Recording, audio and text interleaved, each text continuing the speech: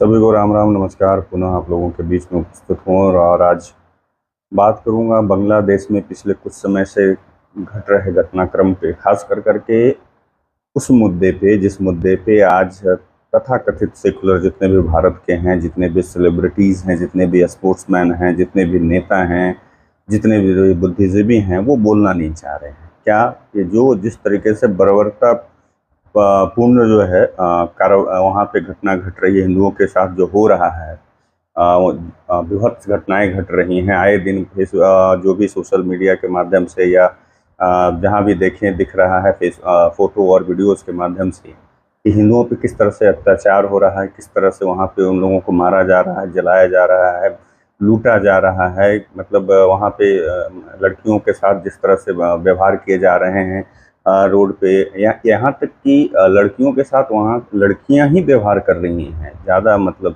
Colleges में देखें या रोड पे देखें, कुछ कॉलेज यूनिवर्सिटीज़ के फोटो वीडियो सामने आए जहाँ पे कि हिंदू लड़कियों के साथ मुस्लिम लड़कियाँ जो हैं बांध कर करके उनके साथ जो व्यवहार कर रहे हैं, उनको पीट रही हैं, मार रही हैं।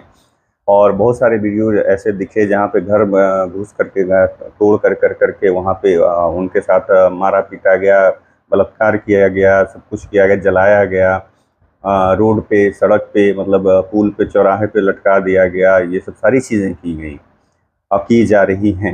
ये एक वहाँ पे बहुत बड़े वहाँ के मतलब म्यूजिशियंस राहुल देव शायद कर करके एक हैं, उनके साथ उनके घर को 140 साल पुराना उनके घर को जला दिया गया, जहाँ पे कि मतलब अमेरिका के राष्ट्रपति से लेकर के बड़े बड़े दिग्गज वहाँ पे उनके घर पे गए थे और बहुत सारे इंस्ट्रूमेंट जो है उन्होंने खुद डेवलप करी थी।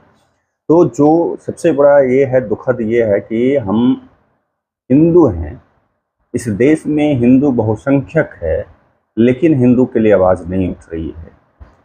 इसी देश में जब गाज़ा में, फ़िलिस्तीन में, ईरान में, चाहे आपका वो राफ़ा में कुछ हो रहा होता है, तो यहाँ से किसी को लेना देना कुछ नहीं है, फिर भी यहाँ पे चाहे सेकुलर हो, चाहे वो पर्टिकुलर एक कौम के मतलब मुस्लिम समाज के व्यक्ति हों, उनके लिए वो आवाज़ उठाते हैं। जितने भी सेलिब्रिटीज़ हैं, all eyes on Rafah, all eyes on Gaza, इस तरह से कर करके वो कैंपेनिंग चलाए। लेकिन अभी तक जितने भी सेलिब्रिटीज़ नेता हैं, बुद्धिजीवी हैं या और भी सेकुलर जो तथाकथित सेकुलर जो लोग हैं, कोई भी all eyes on Bangladeshi Hindus कर करके किसी ने पोस्ट नहीं किया। मैंने तो नहीं देखा। अगर आप लोगों ने देखा है तो ज़रूर कमेंट में डालिएगा उस पोस्ट को, फ़ोटो को, लेकिन मुझे नज़र नहीं आया अभी तक। और सबसे बड़ा दुर्भाग्य क्या है पता है? हम लोगों के साथ ऐसा क्यों होता है, हिंदुओं के साथ ऐसा क्यों होता है? उसके सबसे बड़े जिम्मेदार हम हैं। क्यों हैं हम जिम्मेदार?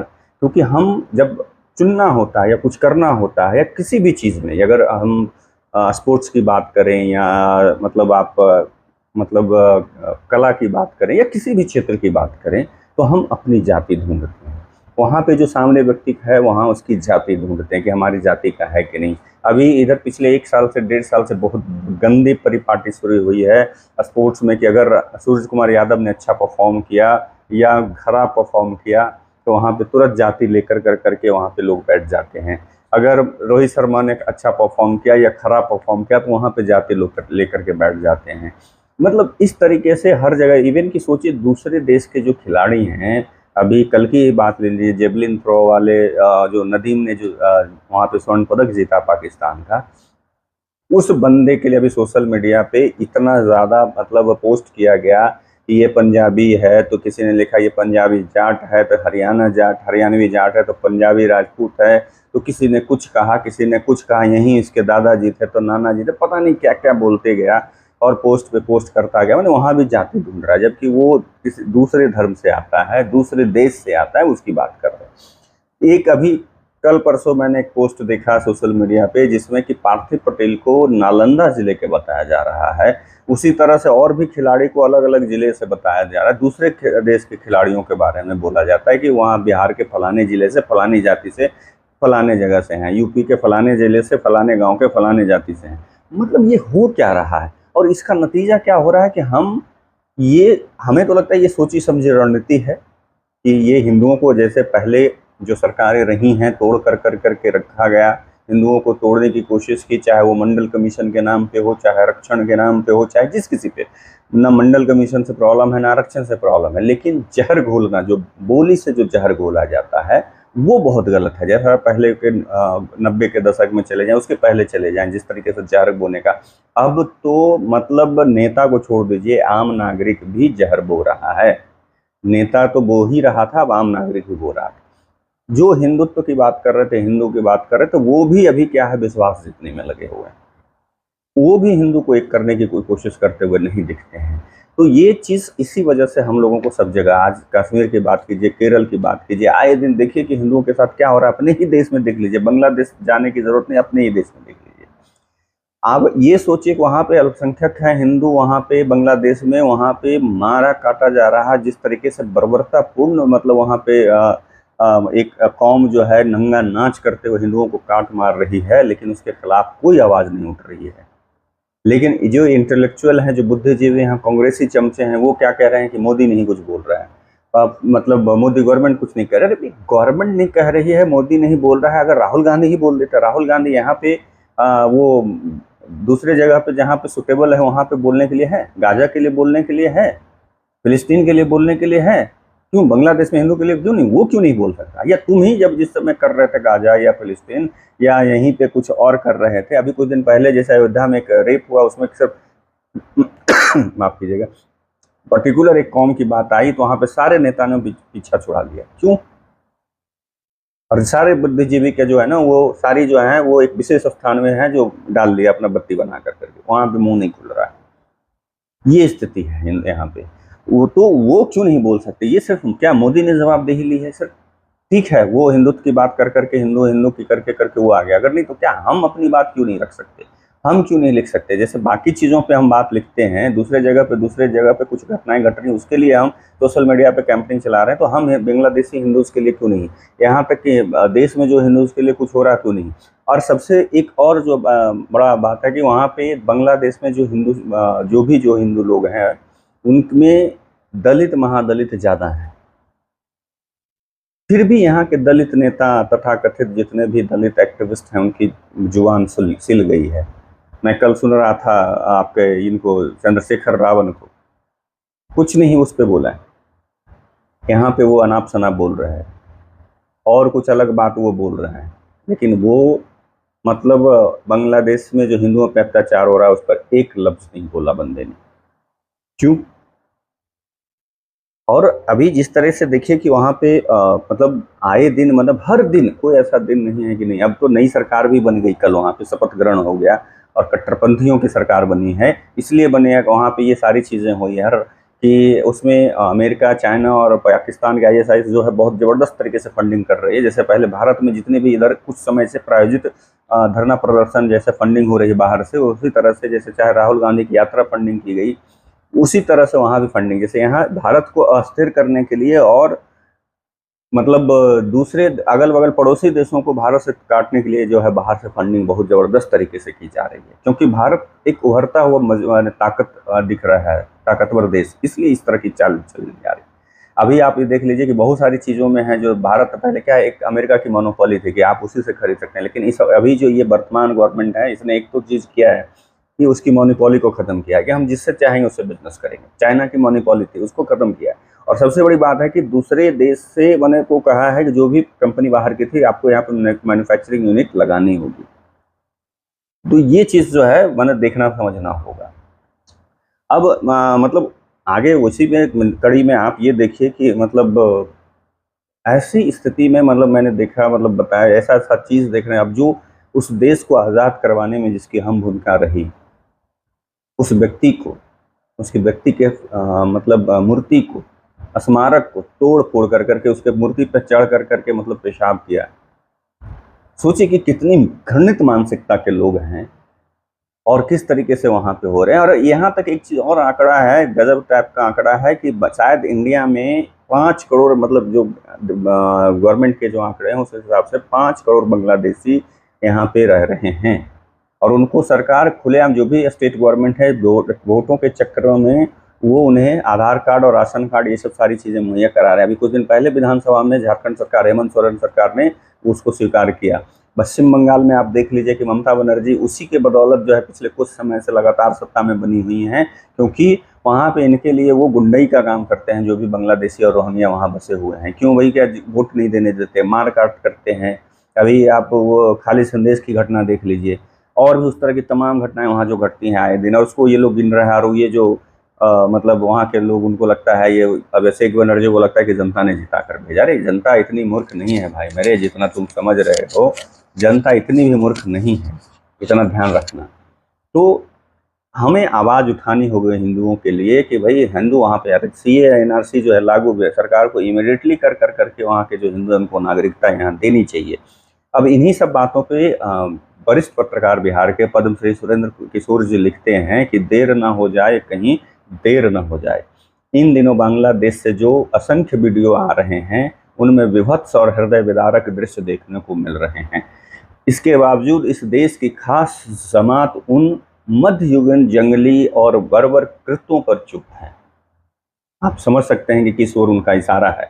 निंदा तक का कोई बयान नहीं आया है। हालांकि उनकी अखंड चुप्पी चिल्ला चिल्ला कर कुछ कह भी रही है, राज भी खोल रही है। एक है ना कि मौनम शिकार लक्षणम, वही बात है कि मौन रहकर ये तथाकथित जितने भी सेलिब्रिटीज और स्पोर्ट्स पर्सन, नेता वगैरह जो भी इंटेलेक्चुअल ये सब हैं, सभी लोग उसको मौन रह कर करके समर्थन दे रहे हैं बांग्लादेश में घटनाओं को। और एक कुछ नहीं मिलता है तो सिर्फ मोदी मोदी कर करके अपनी कमियों, अपनी नाकामियों, अपनी कमजोरियों को छुपाने की कोशिश करते हैं। आगे लिखते हैं कि इस पृष्ठभूमि में मध्य युग की कुछ खास घटनाएं याद आ रही हैं। सन 1192 में हुई तराइन की दूसरी लड़ाई में मोहम्मद गौरी ने पृथ्वीराज चौहान का काम तमाम कर दिया था, यानी कि हत्या कर दिया था। इसको लेकर आज तक लोग जयचंद की आलोचना करते रहते हैं। हम हमेशा कहते हैं कि हमारे बीच में जयचंद, हमारे बीच में जयचंद, लेकिन पर आज के कम ही लोग जानते हैं, खास करके राजनीतिक वर्ग के तो और कम लोग जानते हैं कि सन 1194 मतलब उसके 2 साल के बाद चंदावार के युद्ध में गौरी की सेना ने जयचंद का काम तमाम कर दिया था। ये बहुत कम लोग जानते हैं। इसका मतलब क्या है कि आप जो भाई भाई और ये सेकुलर वाले जो दिखा रहे हैं ना, मैं ये नहीं कहता, अभी मैं उस पर आगे आऊँगा, मैं इनकी पूरी बात जो इन्होंने कही है उसकी मैं कर दूँ कि यानी जयचंद भी उनके हाथों नहीं बचा। दरअसल वे जयचंदों को भी नहीं छोड़ते। जो मैं कहना चाह रहा हूँ उसी को इन्होंने ये कहा। अब आज के संदर्भ में चतुर सुजान लोग 12वीं सदी के उन दो घटनाओं से जो भी सबक सीखना चाहते हैं जल्दी से सीख लें, अन्यथा बाद में काफ़ी देर हो जाएगी। अब इस पर उन्होंने दिनकर जी की एक मतलब 2 पंक्तियां लिखी हैं कि दिनकर ने ठीक ही लिखा है, समर शेष है नहीं पाप का भागी केवल व्याध। समर शेष है नहीं पाप का भागी केवल व्याध, जो तटस्थ हैं समय लिखेगा उनका भी अपराध। बहुत ही गुड़ बात कही है इन्होंने, लिखा है दिनकर जी ने, और उसको इन्होंने अपने लेख में इन्होंने लिखा है।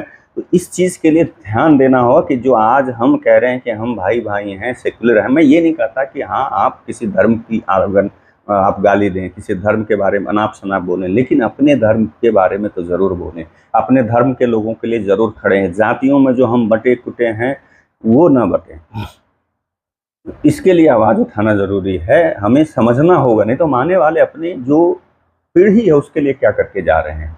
ठीक है, खाली कमाना ही क्या है, उनके लिए संपत्ति ही बनाना है। कल जो बांग्लादेश में आज उतनी संपत्ति जो भी हिंदू लोगों ने बनाया, आज राहुल के करोड़ों की संपत्ति थी, और भी वहाँ पे लोग करोड़ों की संपत्ति थी, सभी को जला दिया गया, सभी को लूटपाट कर लिया गया। कल क्या होगा आपके साथ भी तो यही स्थिति होगी जब आएगा समय ऐसा। तो इस चीज़ को देखना होगा कि आपको इन सब चीज़ों से कैसे ये कर करके हम जो चुप होकर के अभी उसके मतलब अपराध का मतलब भागीदार जो बन रहे हैं, इसके खिलाफ आवाज़ उठाइए। मैं ये नहीं कह रहा किसी धर्म के बारे में कुछ गलत सलत बोलिए, लेकिन जो कोई लोग गलत कर रहे हैं, जो हो रहा है हिंदुओं के साथ, उसके ऊपर आवाज़ ज़रूर उठाइए। ये मत देखिए कि किस जाति का है, क्योंकि कल जब आग लगेगी तो आपके भी घर उसके जद में आएंगे, ये ध्यान रखिएगा। कल कहाँ आप जाएंगे, कल हम क्या दे रहे हैं। आज सोचिए कि हम हर चीज़ में पिछड़ते जा रहे हैं सिर्फ किस लिए, जाति के नाम पे। हम क्या देख रहे हैं कि वहाँ पर पर्टिकुलर जो आजकल मतलब जिस तरह से परिपाटी चली है कि पर्टिकुलर एक नाम आ जाता है उस पर हम चुप हो जाते हैं। हम नहीं, मतलब जो भी इंटेलेक्चुअल हैं, जो भी तथाकथित एक्टिविस्ट हैं, और अगर हम जैसे लोग कुछ बोल देते हैं तो हमें सांप्रदायिक घोषित कर दिया जाता है, हमें नफरती घोषित कर दिया जाता है। क्यों भाई? ये बात उन लोगों पे भी लागू होती है। वो नफरती क्यों नहीं है? उनको नफरती तुम लोग क्यों नहीं बोलते? उनको तुम सांप्रदायिक क्यों नहीं बोलते? सिर्फ एक पक्ष को क्यों बोल रहे हो? क्यों? अगर हमने कहा, हम तो किसी दूसरे धर्म के बारे में, हम सिर्फ इसने कहा कि गलत को गलत कह दिया। हम अपने धर्म की बात कर रहे हैं, हमारा धर्म अच्छा है, हम किसी धर्म को खराब नहीं कर रहे। तो हमारे साथ जो घटना हमारे हिंदू भाई के साथ बांग्लादेश में हो रहा है, कितने लोग all eyes on Bangladeshi Hindu लिखा है? नहीं, किसी ने लिखा, कोई कैंपेनिंग नहीं चला। और यही लोग सेलिब्रिटीज, प्रकाश राज जैसे लोग जो है आज कहाँ मर पड़े हैं पता नहीं चल पा रहा है, कहाँ इन लोग का क्या हो गया, सड़ गया, मर गया, गल गया, पता ही नहीं चल रहा है। नेता तो बने, हम लोगों को तोड़ करके छत बिछत कर ही दिए हैं, लेकिन आए दिन हम जो लोग तथाकथित सोशल मीडिया पे अपने आप को चंद लाइक और सब्सक्राइब फॉलोअर्स के लिए, व्यूज़ के लिए, जो हम लोग अपने आप में जहर समाज में घोल रहे हैं, इससे बचना चाहिए। और हिंदूज़ के लिए आवाज़ यूनाइट होइए, नहीं तो आप कहीं के नहीं रहेंगे। जैसे जयचंद नहीं बचा था, 2 साल के अंदर ही जयचंद को उसी मोहम्मद गौरी के मतलब सैनिकों ने मार दिया था, उसी तरह से अगर आप इस तरह से सेकुलरिज्म के चोला ओढ़ कर सोचिएगा कि आप बच जाइएगा, तो नहीं बचिएगा। जब बारी आएगी तो आपका भी वही हाल होगा जो बांग्लादेश में हिंदुओं के साथ हो रहा है, जो जयचंद के साथ हुआ था, जो कश्मीर में हुआ, जो केरल में हुआ, जो पाकिस्तान में हुआ। इस बात का ध्यान रखिएगा। आप लोगों की क्या राय है ज़रूर कमेंट करके बताइएगा। तब तक के आप लोगों से विदा लेता हूँ, दूसरे वीडियो में मिलता हूँ। नमस्कार।